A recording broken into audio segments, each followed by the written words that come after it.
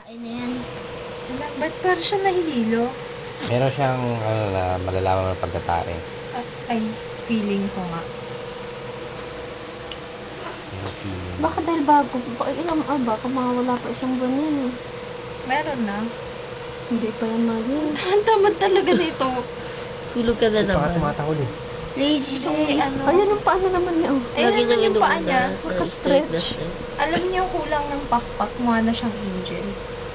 Mukha sa stuffed toy.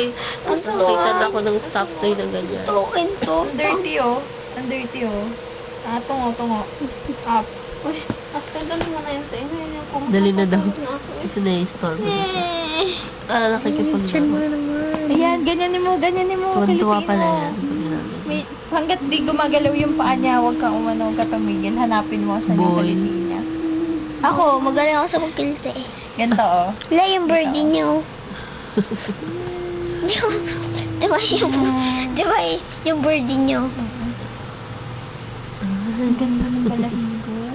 Oo, kaya Kaya talaga shampoo alagaan dito. yan. Kasi once nag-ano yan, it means hindi natin alagaan ng maigis. Ba naman tong isang to hindi nakikiliti? Kita? Oo, linaw. Video. Uy, huwag niyong tatawagin ng ganon. Alam niyo Bakit? bakit? Pag sinitsitan sa labas yan, lalapit at Lalapit. lalapit. Kaya kailangan may pangalan siya. Mag-isip na tayo ng pangalan. Kasi kapag tinawag mo siya sa pangalan niya lang, tapos nagre-recognize siya ng boses at amoy. Ano niya? O ano? Asyong. Uy, Asyong. Asyong na. Uy, Asyong. O, Asyong. Pinoy na naman. boto na kayo ha. Asyong. Asyong. Boto na ha. Ano ba yan, Asyong? Uy, Boto na kayo. lumanak din dugo niya. Asyong na pangalan mo. Di yan, Warfreak naman yan eh. Bale na. Ano daw itong hawak siya? ko?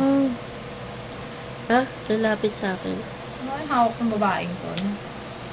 Baka ilagay niya ako sa YouTube. Papakita Paglalam. ko.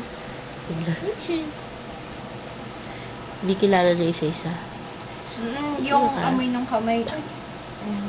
Oo, tapos na akong amoy. Baka tapos. Natutulog na ako. Dali na. Oh, babay na. Bye! Doon ka naman.